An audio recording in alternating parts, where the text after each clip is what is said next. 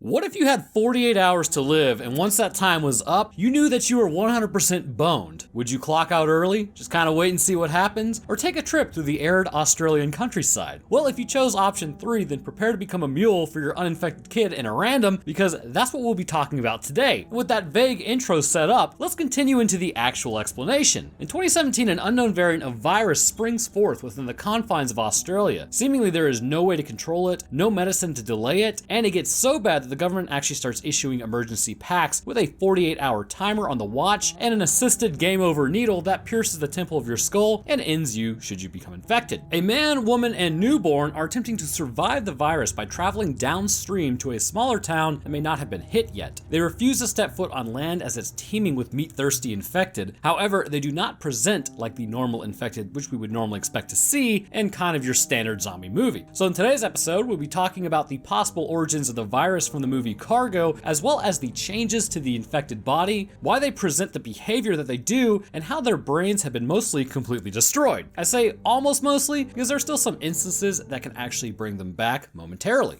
So as per usual, which is interesting because there's like kind of a large amount of people that don't know that's actually grammatically a correct statement, it's just overly legalistic. But there will be a time step up on screen. If you want to bypass the summary, head there, or you can head down into the chapters. Otherwise, let's talk about why people's own mucus ends up suffocating them, which maybe it's not mucus, but man, I gotta tell you, watching this, it's an absolute different state of gross. Anyhow, let's get to it. We begin our story with fires all over southern Australia and a boy running through the, wait a minute, I know the Australian lingo, running through the bush. That's right, I am Mr. International. We then jump over to a houseboat floating down a river. As the mom feeds the baby and the father looks on, he sees a balloon floating by. Super excited to see people, he goes out and yells to the family. Well, the dad isn't too keen on that and basically gives the international symbol for don't come any closer if you like your brain and brain case arrangement. So they move further on down the river. Later that night, they find emergency kits given out by the Australian government, which also contains maps showing the areas that are completely inundated with infected, as well as the assisted Spike Temple Introduction Program. As Andy and Kay sit across from each other and discuss which way to go, they get into a proper domestic over it as they don't have enough food to keep going to reach the small town that they want to, but there's a town coming up to which they can search for food. Andy wants to keep pushing while Kay knows that their food reserves will not last and their baby Rosie would be in real danger of starving. We now jump back over to the little boy who's running earlier. He's covering his shoes in dirt and leaves as to not leave footprints before descending out of the tree. He's apparently completely on his own. Then jumping back over to the family, as they go along, they end up actually spotting a stranded boat in the water, taking a dinghy over. Andy then heads inside the ship to raid it for supplies. Getting inside, he finds that it's flooded, but completely lucks out and finds a ton of food. Apparently whoever was in there was stocking up as well. But even more luckily, he finds some wine. But he continues searching, and then the bathroom door opens slightly, which spooks him as he gets out and goes back to his boat. Talking to his wife, he shows her that he found all of this, to which they all rejoice because now they can just keep heading down the river with no issue. She was concerned, asking if it was safe, and rather than,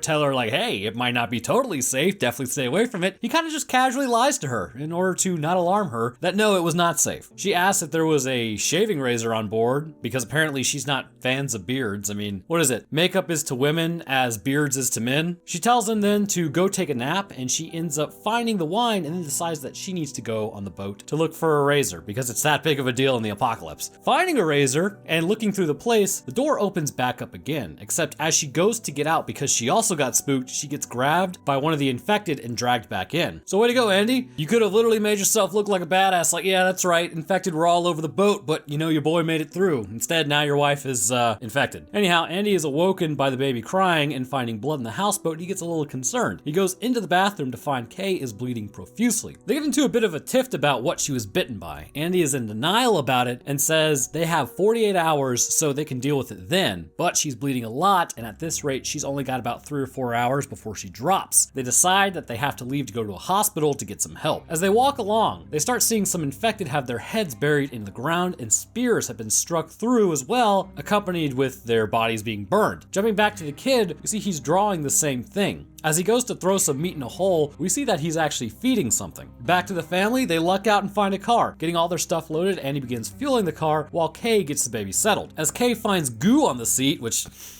That's something you never want to find in somebody else's car. But she looks back and sees an infected is coming. Rather than, knock on the window, she goes for the turn signal. Like, the thing knows you're already there. Just knock on the window. Like, what in the world? As they drive along, they have zero radio signal, which, who knows, that really actually might be common out there anyways. So I've like seen something online where there was like this one sign that says like the next gas station is 430 kilometers, which implies no civilization between that point and the next. But anyhow, as Kate gets out to change the baby, Andy looks at the map, and after hearing the baby cry, he looks up to find that Kay has fallen and started convulsing on the ground. As Kay and Andy then continue to drive along, she checks her wound and finds that her blood is becoming congealed, indicating that she is most definitely infected. Kay decides that Andy needs to go on and take Rosie somewhere safe. She wants to stay behind because otherwise she's going to put them all in danger. But Andy just straight vetoes this, grabs her and throws her in the car, and then proceeds to break the door handle so she can't escape. Andy, what the hell? Anyways, not paying attention, Andy then sees a man in the road and straight crashes a car, and instead of doing like the normal thing, assuming that they are infected, because what would a random person be doing standing looking at a car, he just decides to crash the car. So, because of this, the wife gets a tree branch in the guts, and then Andy goes unconscious due to his head injuries. He wakes up to see "Save Her" written on the door, and then his wife is basically totally infected, which, ooh, the eye goop. See, this is like, sometimes kids gross me out, right? Because like they get like eye goop and snot and all that. Ugh, God. Anyways, as he reaches back like a total idiot to get Rosie, he then gets bitten on the forearm, which is a proper punishment for being a brainlet. He goes back to the car to take out his wife, has a nice scream, and then puts on her watch, resetting the time. He's now got 2 days to find someone to take Rosie. As he walks along and hears constant crying from the baby, my nightmare, which actually side tangent for a moment because it's just interesting. Did you know you as a human are hardwired to react to crying babies? You ever hear one and it makes you agitated? Like, you might think it's because you're angry, or you have this feeling of like the parents need to do something or someone should do something. Yeah, that's your biological instinct reacting to a certain frequency that there is a threat to the young. What's interesting is it can be hijacked in many ways. So 2 examples are, have you ever gone to like a horror movie and you hear that high-pitched stinger noise during a part of the movie just before a jump scare? That's actually mimicking the same frequency that babies use to cry. Because of this, it naturally puts you on edge and makes you uneasy. And the older you get, the stronger the biological drive becomes until you're a parent, in which case it's pretty much topped out at that point. Also,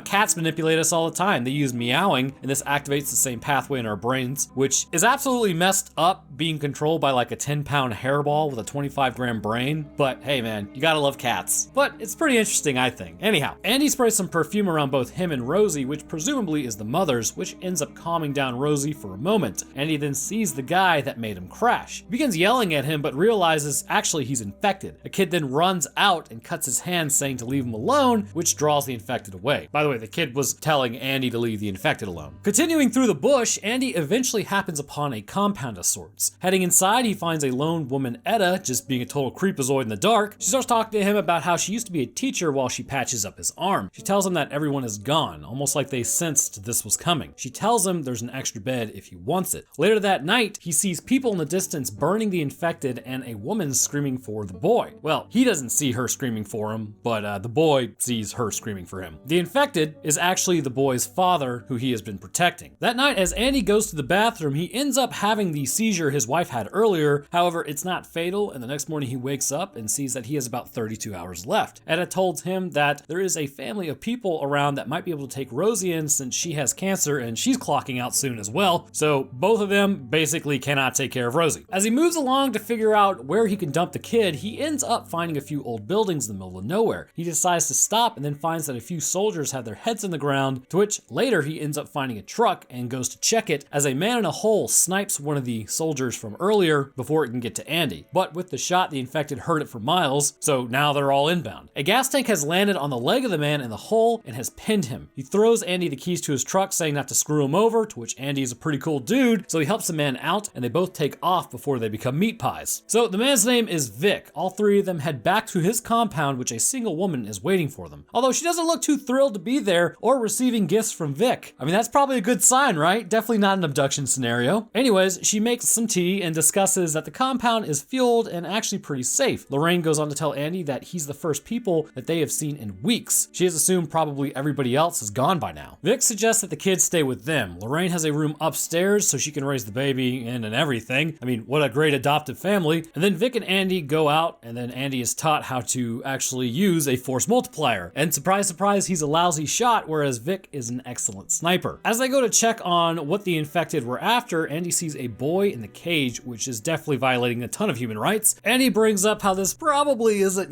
the right thing to do, but Vic brings up Andy's kid, to which that basically shuts him up. As Lorraine plays with the baby, she finds that there actually is some infected goo on her, which alarms her a little bit, and once again, back out with Vic, he has people in cages to attract the infected. As he then returns back to his cage to kiss a woman who clearly not into it, classic Vic, you can kind of tell this guy is maybe a little bit of a tool. Later that night, Andy starts getting the tremors again from his progressing infection. He kisses Rosie, which might not have been a good idea since this thing is quite literally transferred by saliva, and then goes out to a concrete tube to play a game of Spike Brain. However, he can't really bring himself to do it, which, I get that seems massively unpleasant. Luckily, Lorraine goes out there to stop him. We get some backstory on why she's so distant from Vic. Andy mentions that her husband wouldn't like her being out here, to which she says that Vic isn't her husband. The dude locked in her husband with the infected when the outbreak happened, but she had no choice but to shack up with them for safety. Lorraine says that she needs to get out of here and she can protect Rosie better than if she stays here. Andy relents and then says that there are people close by, but does not know if they can make it in time. So now player 3 has entered the game and here comes Vic. He mentions how he thinks Andy is trying to steal his girl, to which he then smacks him in the face with the force multiplier and knocks him out. Awakening several hours later, he finds that he's chained up in a cage used to attract the infected. He strikes a deal with the kid in the cage, to which then the kid helps him get out. Andy then ties some meat to a strap near him, which then allows the infected to open the cage. But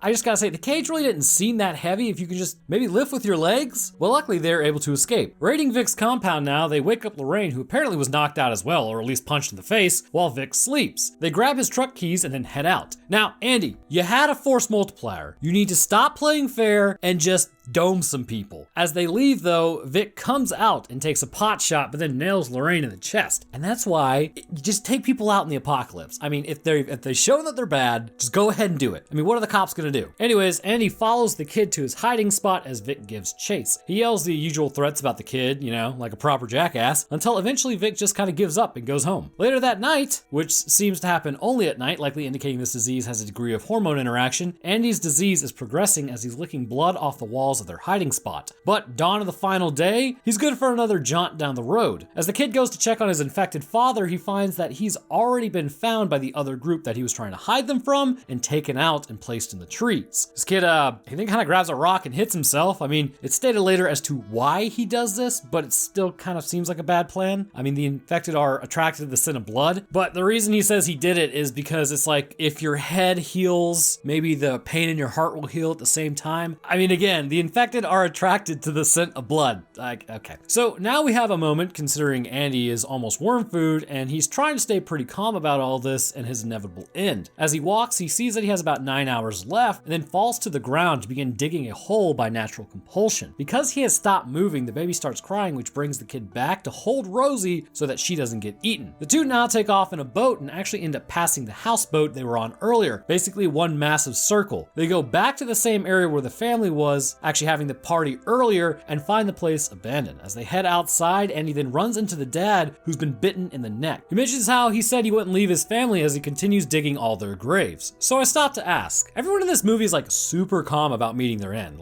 It's not even that big of a deal. The dad is literally digging graves and the mom is like, oh honey, that's great you're digging holes, but what for? Or does she know? At least give survival the old college try, right? Anyways, the man says that the caravan is Andy's if he wants it. As Andy walks away, 3 shots ring out and the dude sort of chases Andy for some reason before doming himself. I'm not sure if he was changing and that was his last little bit of control or what the deal was. But again, everyone is super calm about heading into the void. At this point, I don't know if I've said it yet, but the kid's name is Toomey. Anyhow, as Andy contemplates doing the same thing the other man just did with Rosie, Toomey says that he's ready to go back to his people and that Andy and Rosie should come. Seeing that there's a chance for survival for Rosie, he agrees to go with them. He mentions how they need to cross the bridge and that they are close. Crossing the bridge, they find a ton of infected eating probably a kangaroo. That's the largest animal over there, I imagine, but entering the tunnel, they find infected with their heads against the wall, and at the end of the tunnel, they find Vic, standing there like a complete weirdo. Toomey then goes to get into the truck to steal it, and Andy stands with the other infected to blend in. As Vic goes and starts beating in heads, he turns around and then hits Vic in the chest with a shot. Vic heads back to the truck and rips Toomey out of the cab and knocks him out for a minute. And then Vic gets a hold of the baby. Andy begins negotiating with him, him saying that he's already done and he shouldn't hurt the kid. And eventually Vic relents, knowing that the news is out and the jig is up, so it really doesn't matter. They then leave Vic to his fate to bleed out in the tunnel. Andy is now also running out of time. As he walks along, he begins to experience the changes and blood loss from the gut shot, which appears to have accelerated the infection. He begins walking as if he's really feeling it, Mr. Krabs, and starts dripping the goo from his face before spotting a mutilated animal. Coming back to his senses, he grabs some of the meat to use for later. We now see that the group is basically doing the same thing as Vic and taking out the infected. Andy then wraps some meat around a stick and then, what's supposed to be a touching moment, but actually is pretty gross if you think about it, grabs Toomey's hair, and then he starts to change. He begins digging into the ground to bury his head like the others while his eyes are crusted over. Also gross. He puts in a mouth guard so that he can't bite anybody and then succumbs to the virus. However, Toomey and Rosie pack mule him through the area using the carrot on a stick method, and this would imply that the sense of smell is actually quite potent. The group then stops Zombandi and grabs Toomey and Rosie. Toomey then sprays the perfume in the air, which appears to remind Zombandi of his past for a moment, or at least some form of memory. The elder then spears him through the head, taking him out of the nightmare that is this infection. On top of a large plateau, the group then heads home with Toomey and Rosie, as they appear to be a safe area as there's one entrance and one exit, which is why a raiding party and defense party is sent out there all the time and would be quite important. And then we now see that Andy is also in the trees where he will remain. So the first thing we should discuss concerning the cargo virus is, what virus is it? Well, it's rabies. Thanks for watching.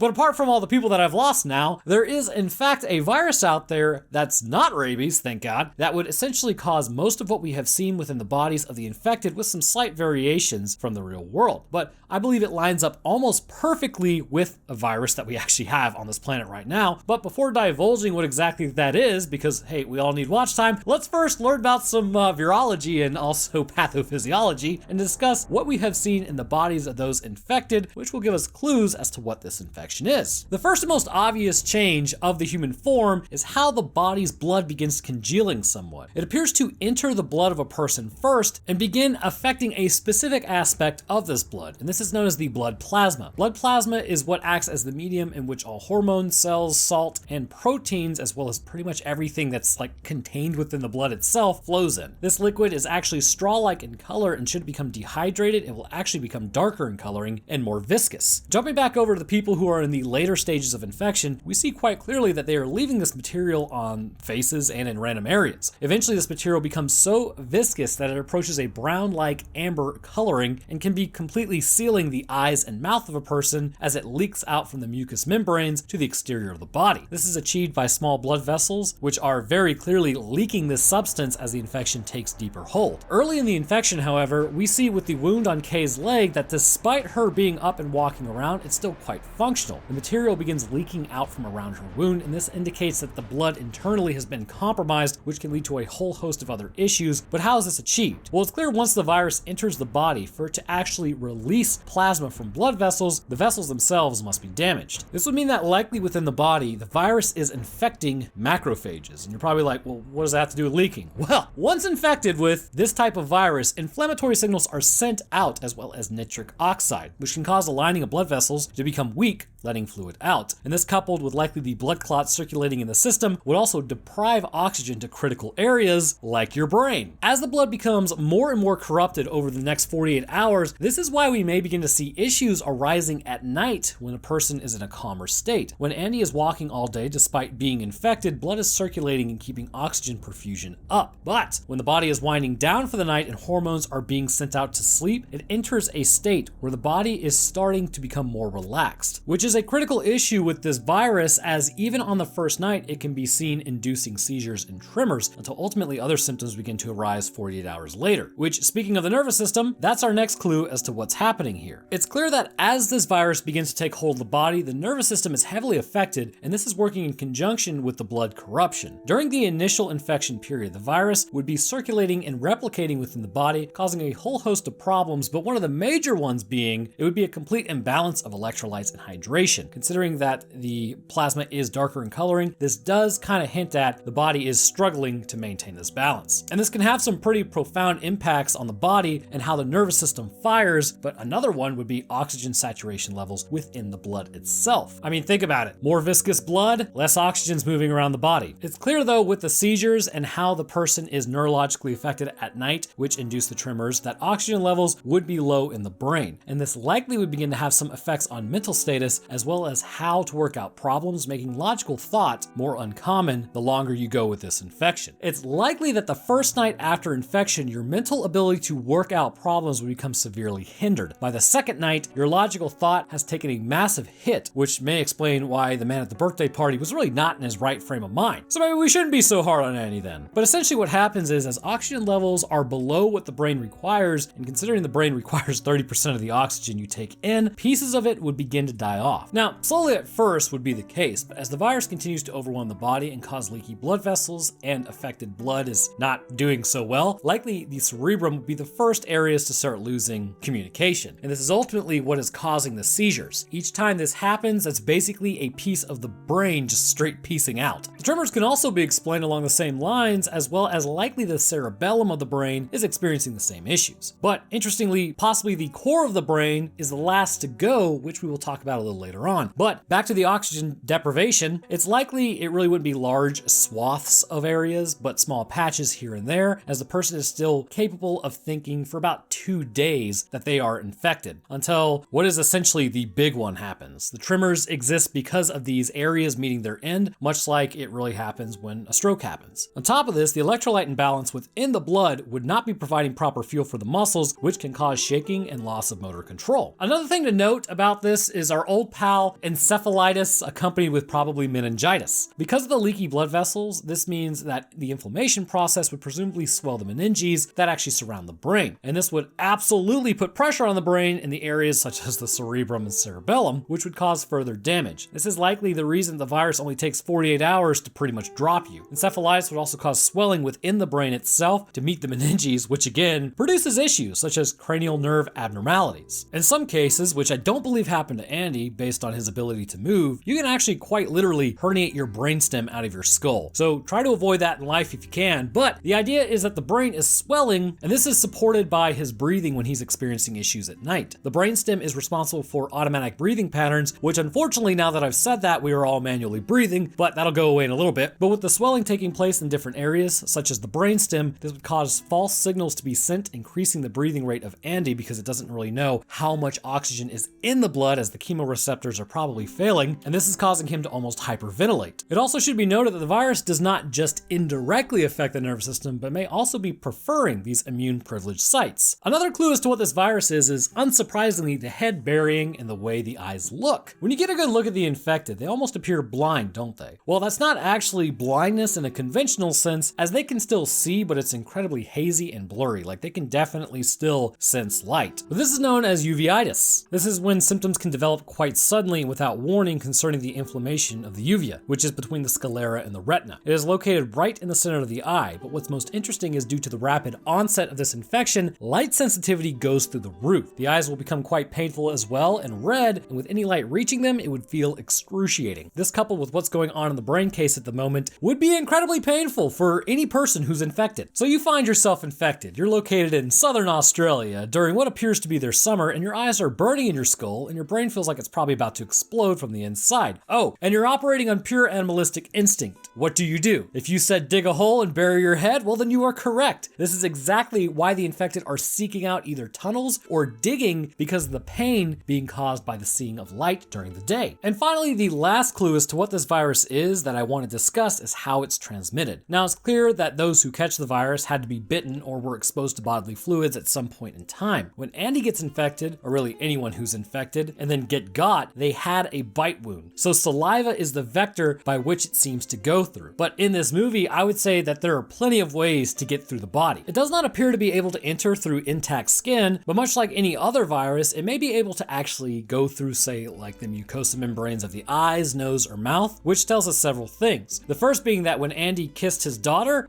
he probably sealed her fate straight up because there's no way that didn't transfer by saliva, and he's showing symptoms, which means that he's definitely contagious. But let's say she got lucky and didn't have it basically enter her mucosa membrane, or the congealed plasma on her shirt didn't get touched by her own hands and then placed in her mouth, or when she's quite literally chewing on the freaking watch that I'm not sure if it's clean or not. But bro, that 100% is an infection right there. Like all of the like the kid is definitely infected. I mean, she's not infected according to the movie, but in reality, she'd be definitely infected. But that's the only thing I saw that didn't make sense. Yes, it can be transferred by saliva, but bodily fluids appear to be highly infected as well. So with all this shown, you're probably already gathered what it is by now, but I believe this to be a form of Ebola spreading across the country and continent of Australia, as all the clues line up in some way or another, with a few missing issues that might hint at it being sort of a new strain of Ebola not yet discovered and understood. The leaking of bodily fluids in the eyes is very common with Ebola. Conjunctivitis accruing around the eyes is a well-known issue as blood vessels are leaking, causing blood to become dehydrated quickly. The nervous system is a prime target for Ebola to flourish, which then leads to a ton of issues like swelling and then problems such as seizures and tremors forming. Also, the fact that the virus can sidestep the immune system would make it successful in taking down anyone who becomes infected, which let's go into that now that we know that likely Ebola is infecting the people. So why were they not able to get a handle on it, and how did this result in the infected that we have seen? Because likely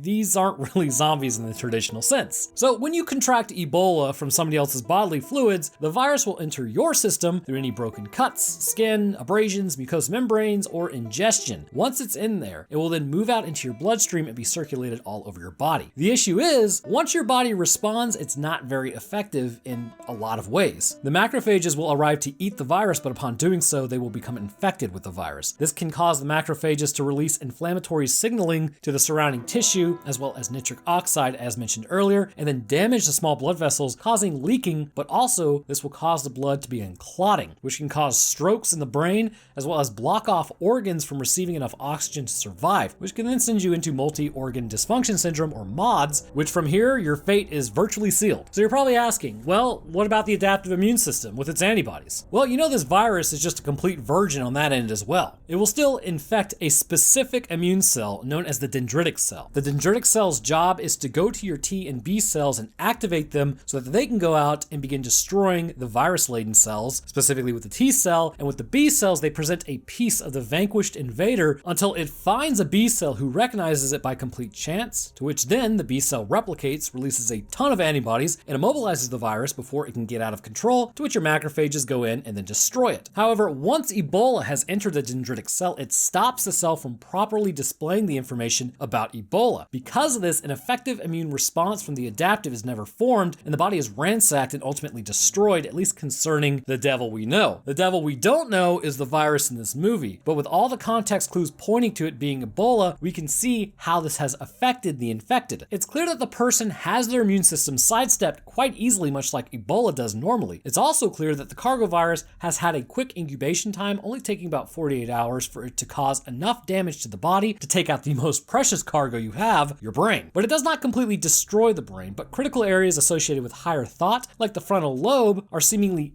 decimated. Other areas are very likely also destroyed, but in some areas of the brain, they appear to not be untouched, but still functional. The lower portions of the brain, the more baser areas that make us, appear to still work. One area of particular interest to me, based on what we have seen, is the olfactory bulb. This area is responsible for our sense of smell, and when infected, it appears to be working just as fine as they can smell blood quite well, which is also interesting, and you can actually see it functioning in the movie because the sense of smell is actually very closely, for some reason, linked to memories. You cannot remember something for years, but if you smell a certain perfume or, I don't know, a garbage can reminds you of when you were a freshman, you got canned or something, it can actually bring back those memories stronger than any visual stimulus. So when the perfume gets sprayed, and even in Andy's infected state, he stops because he's still able to recall a memory based on that scent. But these senses may actually get better because he's also partially blinded by the uveitis. Other areas had to make up for the lack of sense, which we have seen in people who lack certain senses in real life. Now, usually this takes time to develop, but again, this is a movie. So with sight gone, or at least greatly hindered, as we have seen with Andy, as he begins to succumb with his tunnel vision, the sense of smell would work better as well as hearing, which has been displayed with the infected as when the meat is hung, or blood is spilled, or music is played. They will arrive in droves to investigate what's going on and eat. Which you may be wondering, why do they switch teams if they aren't zombies but just infected? Well, as mentioned in a few videos before, but for all new people, you are absolutely capable of cannibalism. If you get hungry enough, you will quite literally eat anything, as it all has to do with the hypothalamus. In certain areas, if you tweak it just right, with an activation of particular nerve cells, hunger increases. But with others, if the activity decreases, this will allow you to literally eat anything that you wouldn't normally eat. This, coupled with the destruction of the frontal lobe and other areas of the cerebrum, means that smelling blood and meat means food. The brain no longer cares what the food is made out of, just that it's edible. Not to mention, if there were any part of you left, the fact that you are mostly unable to distinguish shapes and bodies means that there would really be no activation of other areas to stop you from chowing down on friends and family. This is essentially why the infected were able to overcome the citizens and governments so quickly, which is also why people were given kits to take themselves out if they were infected rather than seek help. We have seen the infected eat anything, like it didn't matter. For instance, the kangaroo earlier, as I figure something of that size has to be a kangaroo out there. Does Australia have bears? I mean, koala bears are marsupials and bears are mammals. But as it turns out, Australia does not have bears. It only has fosters. It's like beers anyways.